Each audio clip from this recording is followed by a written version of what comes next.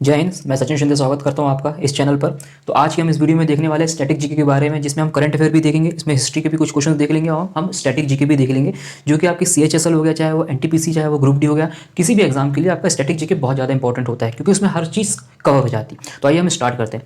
सबसे पहला मेरा ये क्वेश्चन है कि 2019 में, लास्ट ईयर 2019 में ज्ञानपीठ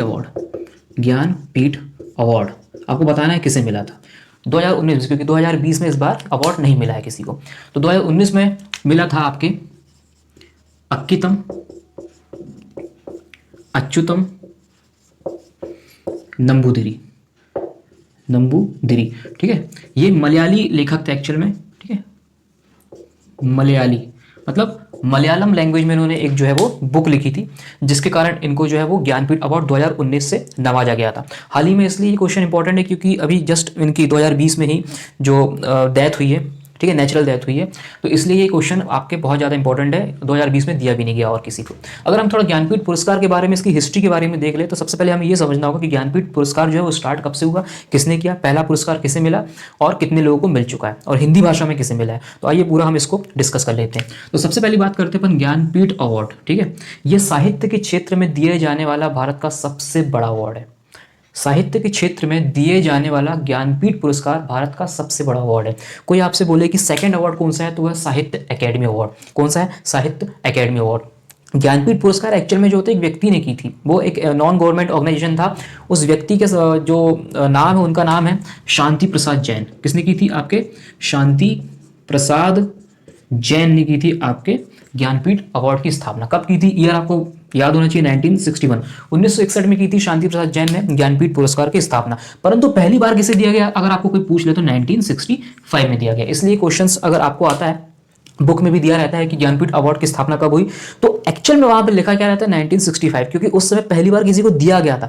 बट रियल टाइम में अगर हम बात करें स्थापना कब की गई, शांति प्रसाद जैन ने 1961 में एक ऑर्गेनाइजेशन का स्थापना की थी। उसमें उन्होंने ज्ञानपीठ के बारे में सोचा था, और उसी समय जो है एक एनजीओ के द्वारा इन्होंने ज्ञानपीठ अवार्ड की स्थापना की। परंतु 4 साल बाद एक किसी व्यक्ति को मिला था ज्ञानपीठ पुरस्कार। तो ये क्वेश्चन भी इंपॉर्टेंट है। 1965 में फर्स्ट मैन कौन था आपका? जी शंकर कुरूप। ठीक है, ये हालांकि बहुत सारे लोगों को पता है। जी शंकर कुरूप को 1965 में पहला ज्ञानपीठ अवार्ड मिला था। किस पुस्तक के लिए? तो ये मिला था आपका माय डियर, हालांकि हिंदी में लिखना आपको माय डियर कुट्टी चट्टन। नाम से मालूम पड़ रहा है माय डियर कुट्टी चट्टन, ये हालांकि साउथ का ही होंगे कहीं ना कहीं। तो ये भी मलयालम के लिए मिला था, मलयालम लैंग्वेज के लिए। ठीक है, इन्होंने ये पुस्तक भी मलयाली लैंग्वेज में लिखी थी। ध्यान से आपको देखना है, फिर से हम रिपीट कर लेते हैं। ज्ञानपीठ पुरस्कार की स्थापना कब हुई थी? 1961 में। पहली बार किसे दिया गया? 1965 में। किसे? आपके जी शंकर कुरूप को दिया गया था। ठीक है, किसके लिए? माय डियर कुट्टी चट्टन करके आप याद कर लीजिएगा, मलयाली लैंग्वेज में दिया गया। इंपॉर्टेंट है क्योंकि 2019 में भी जो है ज्ञानपीठ अवार्ड किसी मलयाली लेखक को ही दिया गया है, अच्युतम नंबूदिरी। ठीक है, इनकी हाल ही में डेथ हुई है। ज्ञानपीठ अवार्ड कितने क्षेत्र में दिया जाता है, मतलब कितनी लैंग्वेजेस में दिया जाता है, ये आपसे कोई पूछे तो संविधान में 8 भाषाएं हमारी, तो 8 भाषा में से संविधान में 8वीं अनुसूची में 22 भाषाएं हमारी, तो 22 भाषाओं में दिया जाता है। परंतु एक अपवाद घोषित हो गया था जब 2018 में आपके अमिताभ घोष, किसे? अमिताभ घोष। ठीक है, आई थिंक आप लोगों को सब नजर आ रहा होगा। अमिताभ घोष को जो है फर्स्ट टाइम जो है वो इंग्लिश लैंग्वेज के लिए दिया गया। संविधान में अंग्रेजी भाषा कोई उल्लेख नहीं है। ठीक है, अंग्रेजी भाषा में जो है वो दिया गया। इनकी बुक का क्या नाम था? River smoke. ठीक है, रिवर स्मोक। तो इनके लिए जो है 2018 में दिया गया। 2019 में आपके अच्युतम नंबूदिरी को दिया गया। तो यह है ज्ञानपीठ के पुरस्कार के बारे में। और उसका अगर एक्स्ट्रा क्वेश्चन आपको अगर एग्जाम में आ जाए, तब आप क्या करोगे? अगर हिंदी भाषा में पहली बार किसे दिया गया, तो हिंदी भाषा में जो दिया गया था आपके, सौरभ कर देता हूं, हिंदी भाषा में आपके दिया गया सुमित्रा नंदन पंत जी को। किसको? सुमित्रा नंदन पंत। इनका नाम आपने सुना होगा, नाम से लेडी लगते बट है जेंट्स। ठीक है, सुमित्रा नंदन पंत चिदम्बरा, ये भी आपने पुस्तक का नाम सुना होगा बहुत बार, चिदम्बरा, जब आप 10th में थे या फिर जब आपने हिंदी साहित्य के बारे में थोड़ा सा पढ़ा होगा। तो सुमित्रा नंदन पुस्तक चिदम्बरा कब दिया गया? 1976 में। ठीक है, सॉरी 1972 में दिया गया। अगर हम बात करें 1976 में, ऐसा क्या हुआ? First lady who got Jnanpith award, Asha Purna Devi. कौन थी? आशा पूर्णा देवी, आया समझ में। तो आशा पूर्णा देवी जो है ज्ञानपीठ पुरस्कार पाने वाली पहली भारतीय महिला है, हालांकि सब भारतीय को मिलता है। तो हिंदी भाषा में अगर मैं बात कर रहा हूँ, हिंदी भाषा में आशा पूर्णा देवी, हिंदी भाषा में सुमित्रा नंदन पंत, ठीक है। मलयाली लैंग्वेज में अगर हम रिसेंटली बात करें तो अक्कितम अच्युतम नंबूदिरी, सबसे फर्स्ट की बात करें तो जी शंकर कुरुप, ठीक है। तो ये रहा आपका ज्ञानपीठ अवार्ड के बारे में। अब नेक्स्ट क्वेश्चन हम देख लेते हैं। क्वेश्चन ये आएगा, मैं आपको ओरली बोल भी दे रहा हूँ, यहाँ पे लिख भी देता हूँ। अगर आपको अक्षर छोटे दिखते तो इसके लिए मैं ओरली में 2-3 बार उसको रिपीट भी कर दूंगा। देखिए, भारत की सबसे सस्ती कौन, bullet proof jacket. Bullet proof jacket आपने देखा होगा, जो हमारे जवान, जो हमारे जो और जो पुलिस के जवान होते हैं वो सब, CISF आपके CRPF, ठीक है, RPF के जवान जो है वो डाले रहते हैं, जिससे उनको रक्षा होती है, हार्ट में डायरेक्ट गोली ना लगे। तो बुलेट प्रूफ जैकेट उसे कहते हैं, ठीक है ना। सबसे सस्ती बुलेट प्रूफ जैकेट का नाम क्या है, आपको डायरेक्टली ये क्वेश्चन पूछ देगा, हालांकि हम उसके बारे में पूरा डिटेल में पढ़ लेंगे। तो सबसे सस्ती बुलेट प्रूफ जैकेट जो है वो बनाई किसने, सबसे पहले ये देख लीजिए, वो बनाई है आपके बार्क ने। किसने, बार्क ने, भाभा एटॉमिक रिसर्च सेंटर। सोचिए यहाँ पर ये एटॉमिक के बारे में बात करते, बट इन्होंने जो है वो बुलेट प्रूफ जैकेट बनाई। ऑप्शन में आपको DRDO भी रहेगा, इसरो भी रहेगा, और आपको कुछ भी दे सकता है वहाँ पर, ठीक है। तो यहाँ पर ऑप्शन थोड़ा सा कंफ्यूजन रहते हैं, लोगों को DRDO लगता है क्योंकि DRDO ही ज़्यादातर सामान बनाता है या फिर ऑर्डिनेंस फैक्ट्री बनाती है, परंतु बार्क ने सबसे सस्ती बुलेट प्रूफ जैकेट बनाई है, ठीक है। उस बुलेट प्रूफ जैकेट का नाम क्या है, भाभा कवच, ठीक है। हालांकि ये 9.2 kg की, कितनी, 9.2 kg की, 9.2 kg हल्का नहीं होता हालांकि, ठीक है। तो ये भाभा कवच के नाम से अपना बार्क ने बनाई है। बार्क की स्थापना कोई आपसे पूछ ले तो आपको याद होना चाहिए 1954 में हुई थी। इसका हेडक्वार्टर कहाँ पर है, ट्रॉम्बे कहाँ पर है, महाराष्ट्र, मुंबई में, ठीक है। या तो मुंबई आएगा या फिर एग्जैक्टली जगह आ जाएगा तो आप ट्रॉम्बे लगाएंगे। चलिए नेक्स्ट क्वेश्चन यहाँ पे अपन देख लेते हैं। सलीम अली, ठीक है, सलीम अली, आप लोग भी जैसे ही मैं क्वेश्चन लिखूँ तो आप लोग आंसर देने की कोशिश कीजिएगा, उसके बारे में डिटेल भी आप लोग कोशिश कीजिएगा सोचने की। अगर कुछ बोलते बोलते कुछ मिस्टेक हो जाती है तो आप लोग उस कमेंट में उसको लिख सकते हो कि सर सही आंसर ये वाला होना चाहिए, ठीक है। तो सलीम अली ऑर्निथोलॉजी, ठीक है, सेंटर कहाँ पर है, सलीम अली ऑर्निथोलॉजी सेंटर आपको बताना है कहाँ पर है। देखिए, लोगों को पता है सलीम अली बर्ड सेंचुरी पता है, सलीम अली आपको नेशनल पार्क पता है, but Salim Ali ornithology centre कहाँ पर है, ये है आपके तमिलनाडु में। कहाँ पर है, मैं TN करके लिख देता हूँ, मतलब तमिलनाडु में है सलीम अली ऑर्निथोलॉजी। ऑर्निथोलॉजी मतलब होता है पक्षी विज्ञान के वैज्ञानिक, पक्षियों का अध्ययन करना ही ऑर्निथोलॉजी कहलाता है। तो ऑर्निथोलॉजिस्ट थे हमारे सलीम अली, भारत के ही थे, इसलिए इनके ही जन्मदिन पर हम 12 नवंबर को, कब, 12 नवंबर को हम पक्षी दिवस मनाते हैं, ठीक है। पक्षी दिवस मनाते हैं हम 12 नवंबर, क्यों, क्योंकि सलीम अली जो है हमारे देश के पक्षी वैज्ञानिक थे, ठीक है। तो बहुत बड़े पक्षी वैज्ञानिक थे, इसलिए उनके ही याद में हम लोग 12 नवंबर को मनाते हैं क्या, पक्षी दिवस। तो चलिए, सलीम अली ऑर्निथोलॉजी सेंटर कहाँ पर है, तमिलनाडु में। मैंने जैसे बोला कि बर्ड सेंचुरी कहाँ पर है, क्योंकि ये पक्षी वैज्ञानिक थे तो बर्ड सेंचुरी भी आपको याद होना चाहिए। तो बर्ड सेंचुरी जो है वो है आपके गोवा में। कहाँ पर है, गोवा में। सलीम अली बर्ड सेंचुरी, पक्षी विहार अगर आपको आएगा तो वो है गोवा में। सलीम अली नेशनल पार्क, अगर आपको राष्ट्रीय उद्यान के बारे में आएगा तो आपको क्या लगाना है, जम्मू एंड कश्मीर। कहाँ पर है, जम्मू एंड कश्मीर में है सलीम अली। सलेम अलग है भैया, सलीम अली अलग है, ठीक है ना। श्री सैलम अलग है, वो हर चीज़ अलग अलग होती है यहाँ पे। नाम से, प्रोनाउंसिएशन से कभी भी मिस्टेक मत कीजिएगा। बर्ड सेंचुरी गोवा में, नेशनल पार्क कहाँ पर है, जम्मू कश्मीर में, और ऑर्निथोलॉजी सेंटर कहाँ पर है, तमिलनाडु में। हालांकि ये नया है इसलिए आपको ये करंट अफेयर और स्ट्रेटेजी के मैंने दोनों में लिखवा दिया है, ठीक है। तो चलिए नेक्स्ट क्वेश्चन अपन देख लेते हैं यहाँ पर आगे। हम थोड़ा सा इसके बारे में डिस्कस कर लेते हैं। जैसे आपका ये मुझे बताइए कि प्रोजेक्ट टाइगर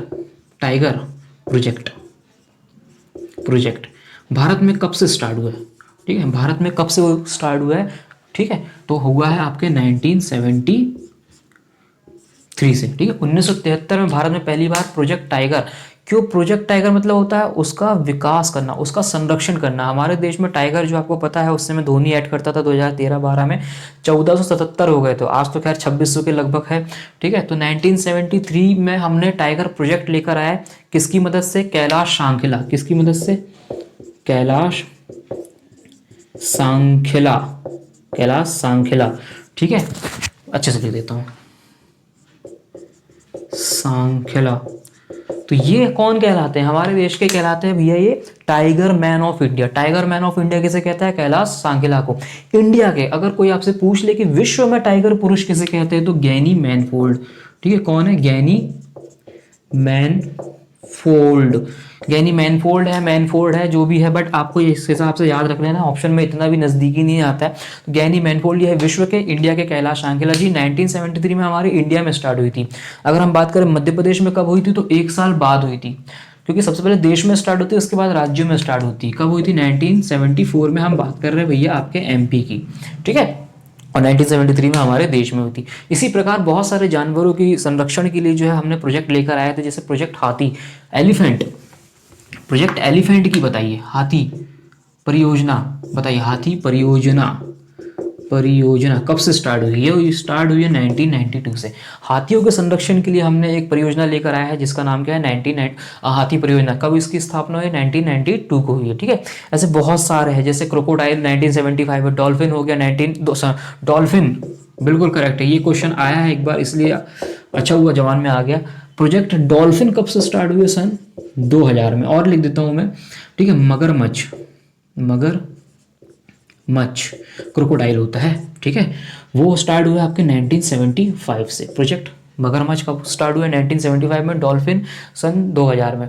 डॉल्फिन कहाँ मिलती है हमारे यहाँ? गंगा नदी में मिलती है। कहाँ पे मिलती है? गंगा में। ठीक है, गंगा नदी में जीवाणु पक्षी पाए जाते हैं, इसलिए गंगा नदी का पानी हम जब भी जाते हैं कहीं गंगा तट पे, तो हम उसका पानी लेकर आते हैं, क्योंकि जीवाणु भक्षी के कारण पूरे के पूरे उसके कीड़े मकोड़े वो जीवाणु खा लेता है, और वो सबसे शुद्ध माना जाता है। अगर आप आज भी अगर 2 साल पुराना पानी पियोगे तो आपको पेट में कुछ भी नहीं होगा, क्योंकि उसमें जीवाणु ही नहीं है, बैक्टीरिया ही नहीं है।